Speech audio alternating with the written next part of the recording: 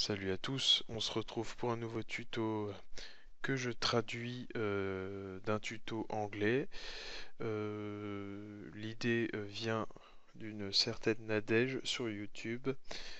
Je suis désolé, ton message était dans les spams et je viens juste de le voir.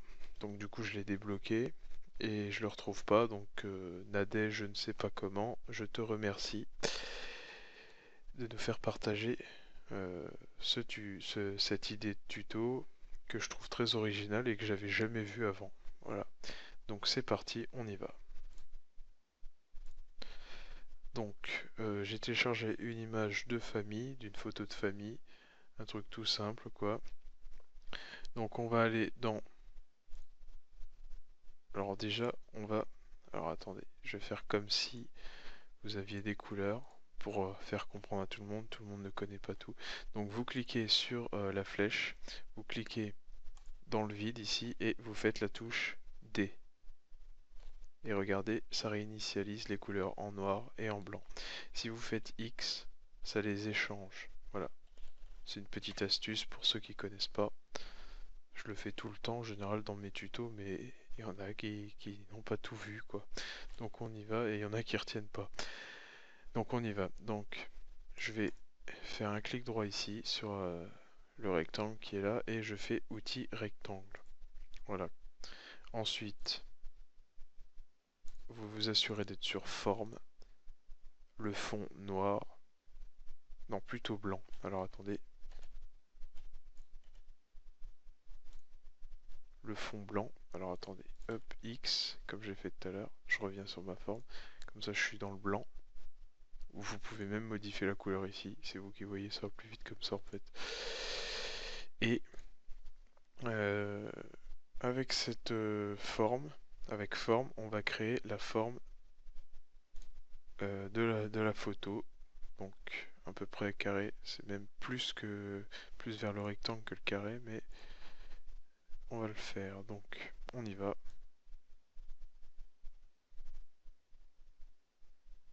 À peu près comme ça devrait le faire. Donc là, on obtient un résultat assez proche de la photo Polaroid, je crois que ça s'appelle comme ça. Et toi, tu me fais chier. Et voilà. Ensuite, vous allez revenir sur la photo, l'arrière-plan ici, clac, et on va ce coup-ci mettre du noir. Donc en fait, ça servit à rien ce que j'ai fait tout à l'heure avec la touche D, mais bon, on va oublier ça. Et on va essayer de faire le noir, en fait, ça représentera la photo.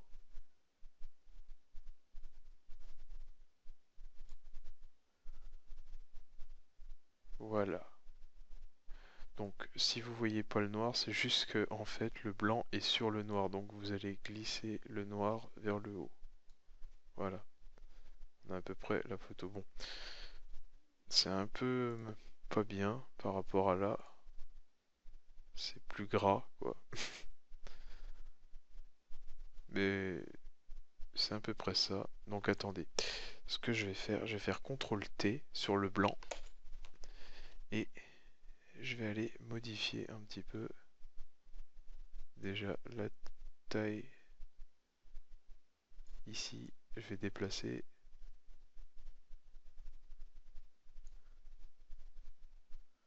et la taille du bas.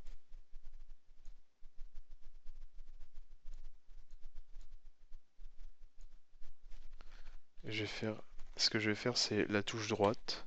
Comme ça, je le déplace millimètre par millimètre. Et la touche vers le bas aussi. Voilà. Là, je valide en haut. Donc là, j'ai à peu près quelque chose de propre. Alors ensuite, qu'est-ce que nous allons faire? Nous allons aller sur le noir qui est censé être votre photo. Si vous regardez bien, ici vous avez votre photo. Donc ce qu'on va faire, je vais faire un double clic ici, voilà, ou alors vous faites clic droit et option de fusion, et c'est pareil. Donc ce qu'on va faire, alors attendez, laissez-moi réfléchir. Marquage, vous allez mettre dans profond et vous allez mettre l'opacité du fond à 0. Qu'est-ce que ça veut dire?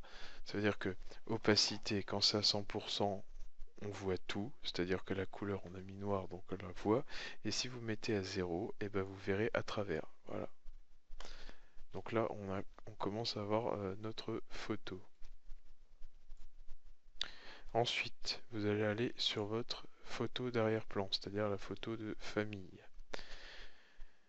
Vous allez euh, vous allez cliquer ici, là, et on va créer un calque de couleur unie. Donc on y va. Donc vous mettez le calque en noir, par exemple. Vous allez le mettre juste au-dessus de la photo, juste au-dessus de votre arrière-plan, pardon. Et là, on va commencer à voir le résultat. Donc, ce que vous allez faire, vous allez cliquer sur votre rectangle 1 et votre rectangle 2, qui est votre photo Polaroid. Donc, vous faites CTRL, vous appuyez sur la touche CTRL, CTRL, et vous allez cliquer sur le deuxième. Donc, vous cliquez sur rectangle 1, vous restez appuyé sur CTRL et vous sélectionnez aussi le deuxième. Les deux sont sélectionnés maintenant. Vous ne sélectionnez pas les autres. Ensuite, on va créer un dossier. Un groupe, ça s'appelle. En fait, ça marche pas. Donc, vous resélectionnez les deux et vous le faites glisser dans le groupe. Voilà. Ce que je voulais faire, c'est ça en fait. Voilà. On a un dossier. Dans le groupe, on a la photo. J'espère que vous comprenez ce que je dis.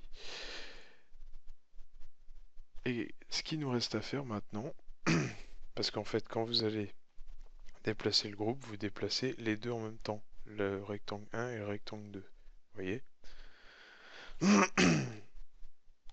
Ce qui nous reste à faire, c'est de cloner les groupes jusqu'à qu'il y en ait autant que vous en vouliez. Donc, CTRL J, ça clone le groupe. Si vous, voilà. Ensuite, vous faites CTRL T et vous allez le mettre où vous voulez et même le modifier. Peut-être même. Alors, vous faites Shift si vous voulez le redimensionner. Parce que si vous appuyez pas sur la touche Shift, ça va se mettre dans tous les sens. Donc, vous restez appuyé sur Shift. Si vous voulez faire une grosse photo, par exemple, comme ça.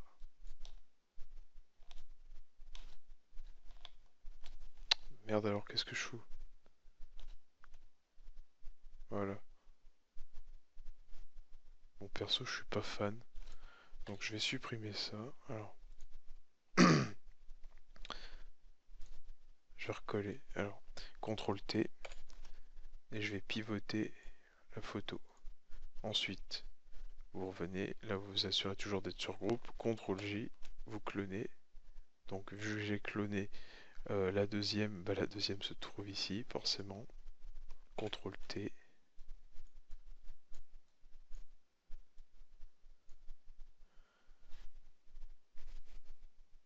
Et on y va. Alors attendez, je vais aller sur groupe 1 là, et je vais la cloner plein de fois. Voilà, on y va. Ensuite celui-là, celui-là, celui-là, allez hop. Après il suffira qu'on les... Voilà. Après il vous suffit de les pivoter comme vous voulez.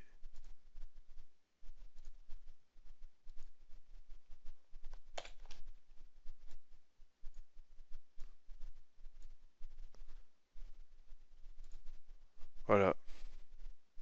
Après, vous pouvez le mettre tout en haut par exemple, pour mieux voir le visage, etc. C'est à vous de voir. Nickel. Voilà.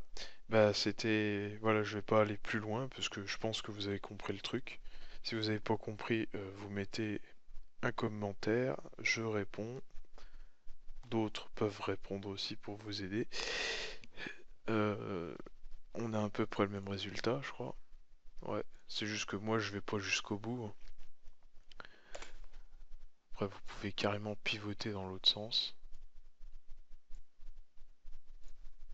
J'ai vu qu'il y en avait des à l'envers là. Voilà, donc le tuto est terminé. Vous pouvez remplir l'image. Moi je le fais pas, c'est juste un tuto pour vous montrer.